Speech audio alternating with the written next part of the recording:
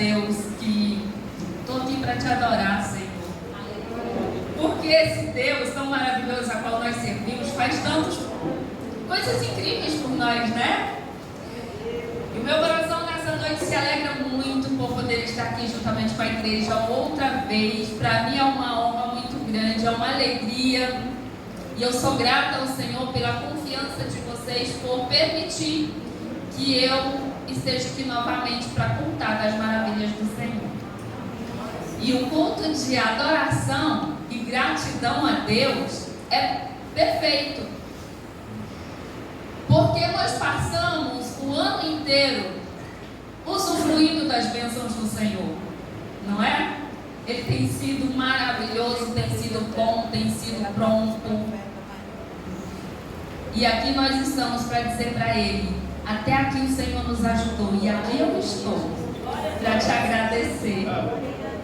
Isso é perfeito. Esse salmo aqui vai me dar uma direção perfeita. Salmo de número 8, talvez nem é um salmo tão lido, mas é incrivelmente enaltecedor ao nome do Senhor nosso Deus, que diz assim, se você quiser ler comigo, tenha plena liberdade de dizer para o Senhor, de recitar para o Senhor esse salmo.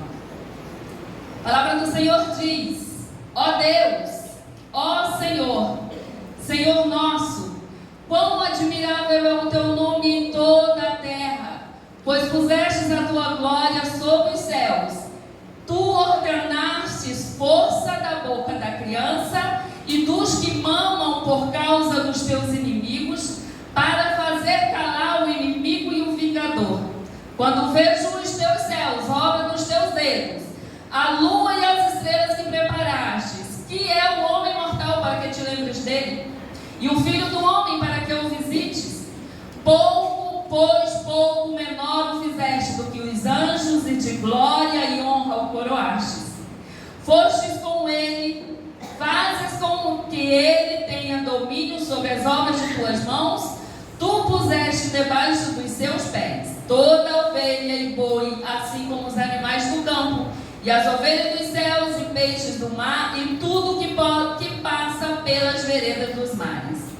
Ó Senhor, Senhor nosso, quão admirável é o teu nome sobre toda a terra.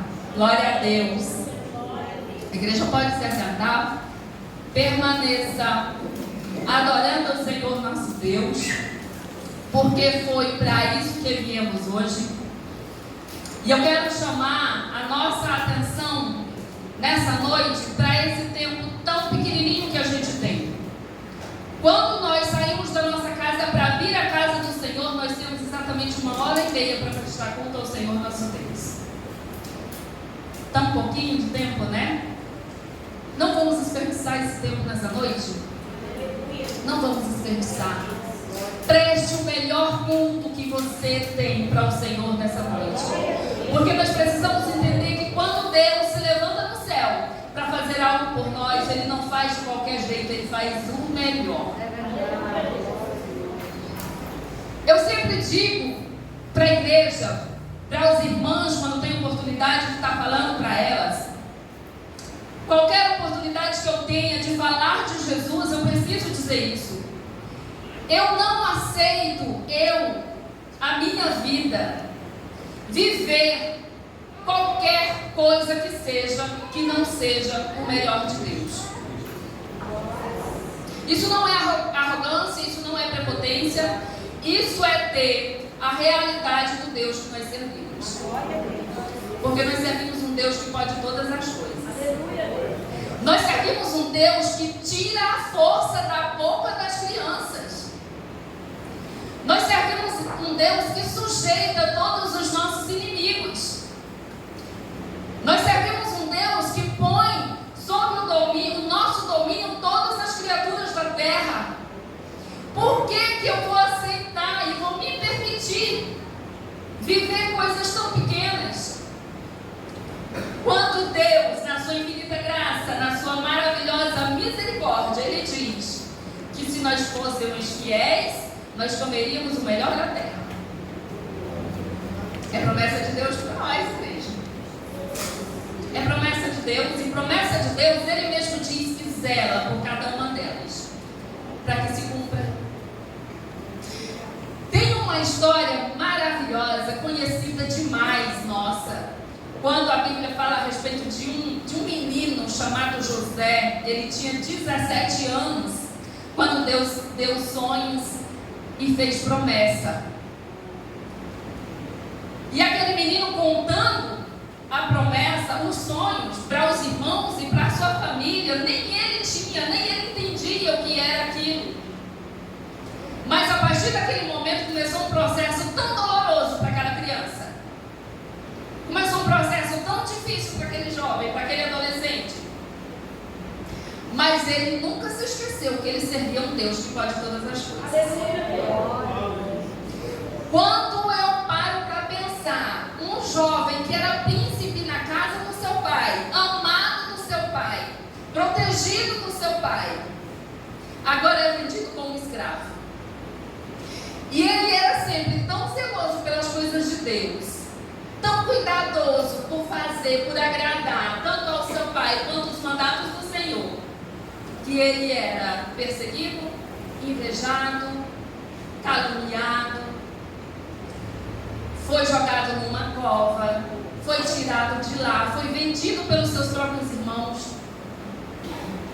Mas o que me chama mais a atenção não é o sofrimento de José, é a atitude dele, a forma com que ele se colocava diante da adversidade, porque quando ele foi parar na casa de Potifar, a palavra do Senhor diz que ele serviu com tanta excelência, com tanto amor e com tanto cuidado, que a casa de Potifar prosperava, porque Deus o fazia prosperar por amor a José.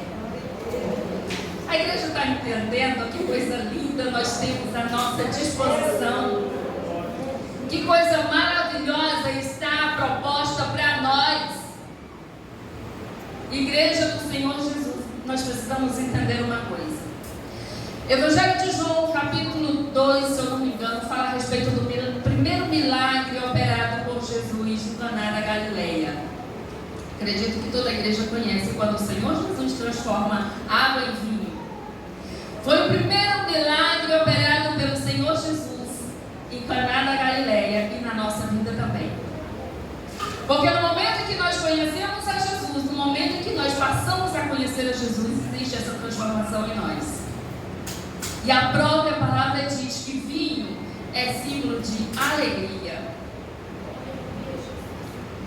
Eu preciso experimentar essa alegria de verdade por servir ao meu Deus. No dia que a minha alegria estiver em servir ao Senhor, ser útil a Ele e conhecer e prosseguir em conhecer o Senhor, no dia que essa for a minha alegria, o mundo não tem poder de tocar, de me entristecer, nem de me atingir. Enquanto o mundo tiver poder sobre mim, de alcançar o meu coração e de me ferir, é sinal que eu ainda não tive um encontro real com Deus. Porque a minha alegria está em servir ao Senhor e saber que o meu nome está escrito no livro da vida e que a minha eternidade e que os meus sonhos, os meus objetivos, os meus projetos não são nessa terra, não se limita nessa terra, mas em servir ao Deus e saber que a eternidade é uma realidade. E quando nós nos reunimos para prestar um culto de adoração e louvor ao nosso Deus, é porque nós estamos dizendo para Ele: Senhor, está difícil mesmo, mas eu estou bem aqui como José, servindo com alegria. E o que eu fizer, eu vou fazer sob excelência. Porque eu não estou fazendo para o homem, mas quando o homem vê, ele não vê a Kátia, ele não vê o irmão, ele vê o crente. Mas quando o crente toca e prospera, o que é exaltado é o nome do nosso Deus. Quer ser grato ao seu Deus, que tanto fez por você e por mim? Sirva com excelência. Sirva com excelência. Não importa a quem. Não importa se é ao ímpio. Não importa se é algo justo. Sirva com excelência, honre o Senhor teu Deus, porque não tem adoração melhor nem mais perfeita. Uma palavra que eu até já falei sobre ela hoje à tarde na casa de uma irmã. Senhor Deus faz promessa à igreja. Eu acredito que nenhum de nós aqui levantaria a mão e diria: eu nunca recebi promessa do Senhor. Porque no momento em que nós aceitamos Jesus, nós recebemos a promessa de morar no céu. Josué, nas suas guerras, nas suas batalhas, crendo nas promessas do Senhor, conquistou a terra prometida e dividiu a terra, porque agora era hora de receber as bênçãos. Dividiu a herança, porque era promessa para o povo de Israel, uma terra que mandava leite e mel. Seu companheiro Caleb, que esteve com ele todos os dias, testificando de Deus e dizendo: a terra é boa, porque a terra é a promessa de Deus. Deus promete coisas ruins, igreja? Não, né? E a nossa alegria está nisso, de saber que as promessas de Deus são perfeitas para nós. A palavra do Senhor diz que os caminhos do Senhor são mais altos. Não vamos perder tempo com os nossos projetos pequenininhos. Vamos dizer para o Senhor: Senhor, eu sei que o que tu tem para mim é melhor do que eu posso imaginar.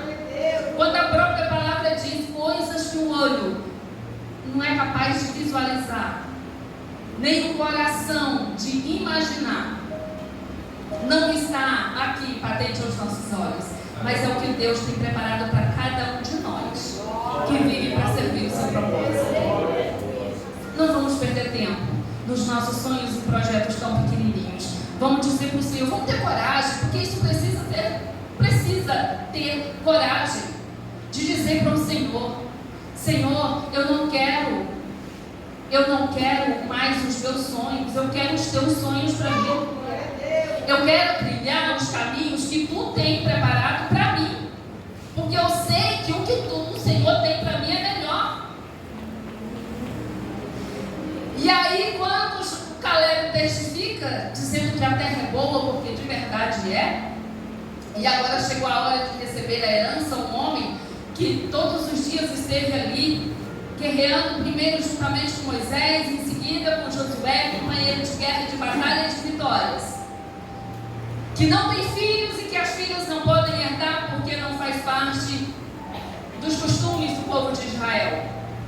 E ele só tinha filhas, mas foi agraciado por Deus. E as filhas receberiam herança.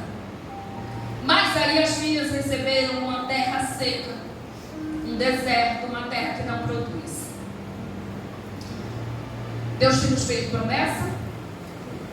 Nós temos recebido a promessa do Senhor, mas às vezes a gente olha para aquilo que Deus nos deu e a gente diz assim: Senhor, será que foi tu mesmo?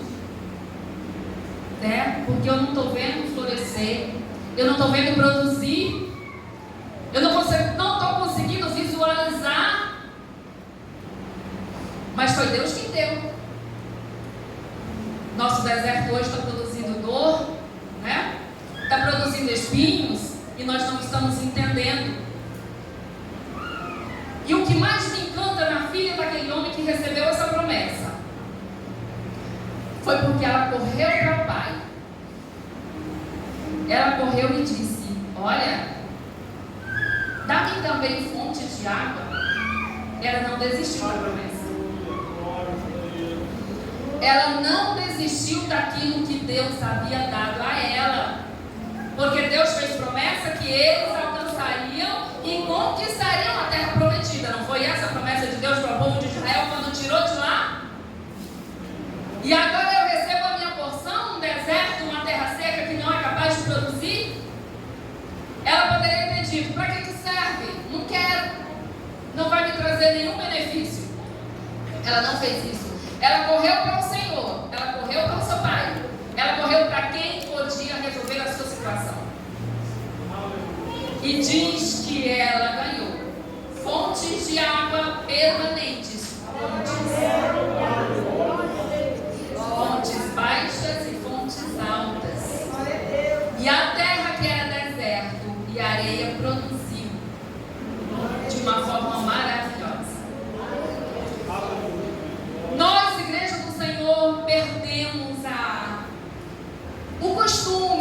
testificar a bênção. Perdemos o costume de contar das maravilhas do Senhor. Nós fazemos cultos de gratidão a Deus, mas nós não temos bênção para contar o que está acontecendo. Porque nós estamos desistindo. Quando vem as lutas, eu prefiro desistir dela e seguir a minha vida do que correr para os pés do Senhor e dizer: Senhor, foi o Senhor que me deu. Eu não aceito terra que não produz. Eu não aceito herança que não dá fruto. Preciso da tua criatividade, preciso da tua solução, preciso da tua instrução. Isso requer não só coragem, mas também humildade de dizer para o Senhor: eu sou pobre, eu sou necessitado, eu não dou conta e eu preciso do seu auxílio. Eu preciso que o Senhor me direcione. Porque quando José estava lá vendido como escravo, servindo na casa de um homem que não conhecia a Deus, o próprio homem reconheceu Deus na vida dele, porque ele era escravo, mas ele não deixou em nenhum momento de honrar o Deus a qual ele servia.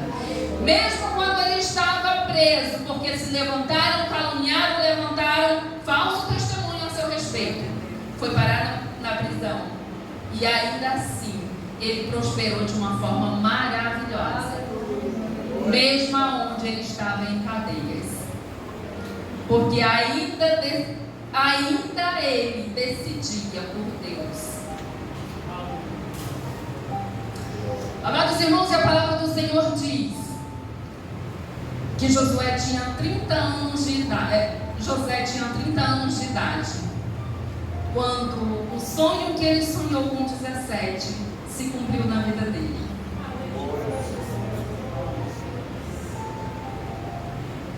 A nossa forma imediatista de querer que Deus haja com rapidez: Senhor, é para ontem, meu Deus, né?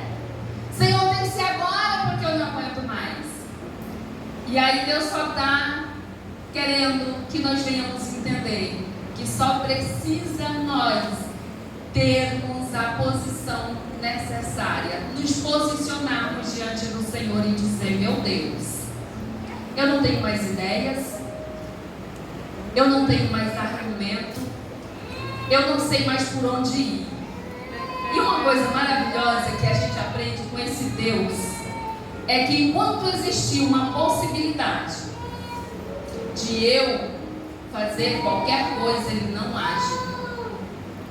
Mas no momento em que nós reconhecemos a nossa posição, no momento em que nós reconhecemos o nosso estado de calamidade, no momento em que nós reconhecemos a nossa fragilidade e temos a coragem de dizer para o Senhor: eu não vou mais tentar agir por conta própria, mas eu vou deixar o Senhor agir por mim.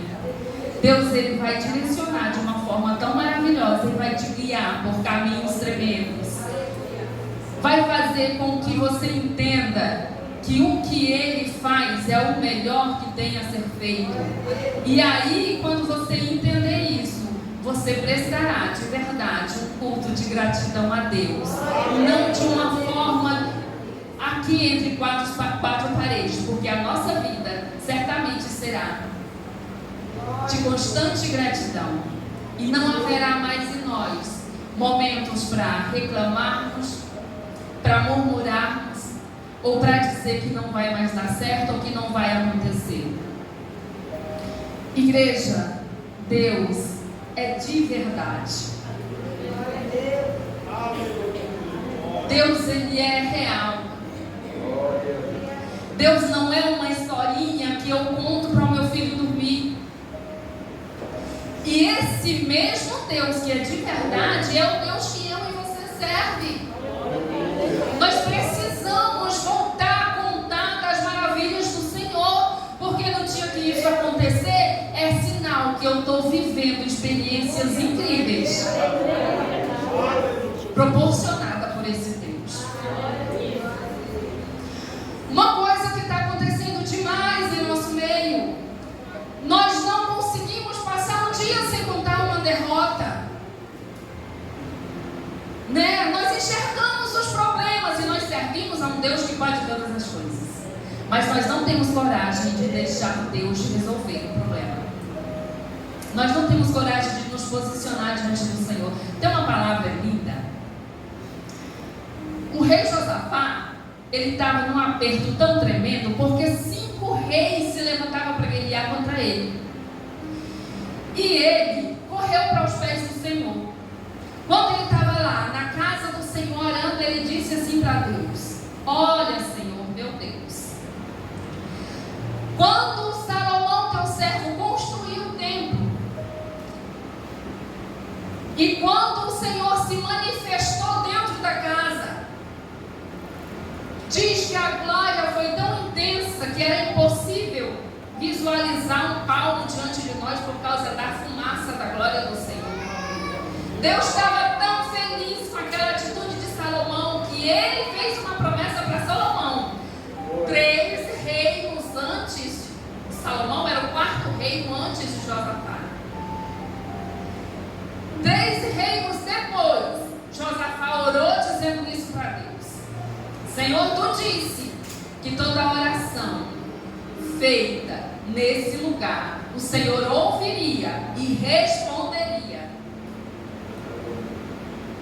Por que nós perdemos o costume de nos prostrar na casa do Senhor e dizer para Deus o quanto nós somos carentes deles, o quanto nós precisamos do Senhor?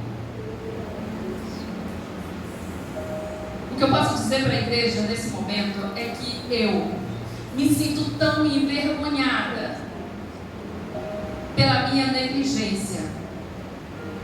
Me sinto envergonhada pela minha negligência de não ter coragem de deixar Deus resolver tudo por mim. De poder pegar o microfone e não ter uma bênção para contar o que Deus fez por mim. Ainda servimos o mesmo Deus. Precisamos começar a reconhecer os milagres de Deus na nossa vida, porque são constantes. São todos os minutos nós experimentamos os milagres do Senhor, mas nós perdemos a oportunidade de dar glórias a Deus por cada um deles. E aí o Senhor Jesus disse: clamai e receberei, pedi, pedi, dar-se-vos-á. Aquele que bate, a porta abre. Quantas promessas eu citei aqui? 3, né? E são promessas para nós, igreja do Senhor Jesus.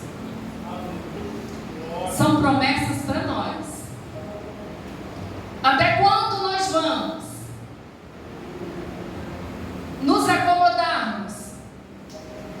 Nós vivemos um tempo, nós vivemos um momento de nos adaptar. Nós aprendemos a nos adaptar com as situações.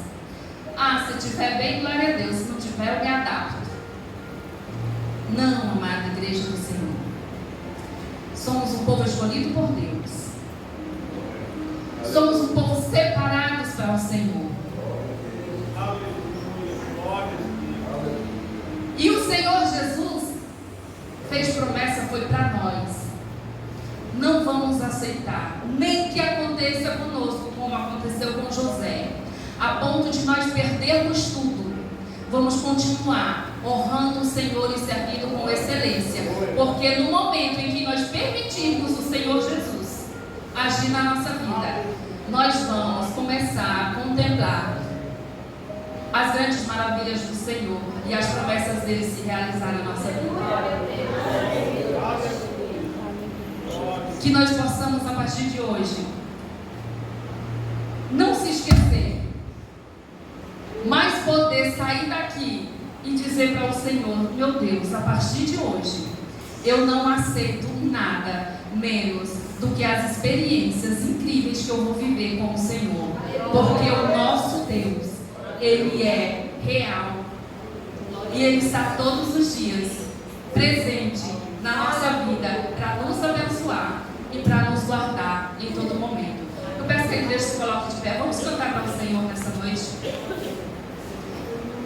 Vamos cantar para o Senhor, dizendo para Ele de coração que nós podemos perder tudo, mas nós queremos ser cheios da presença e da graça dEle.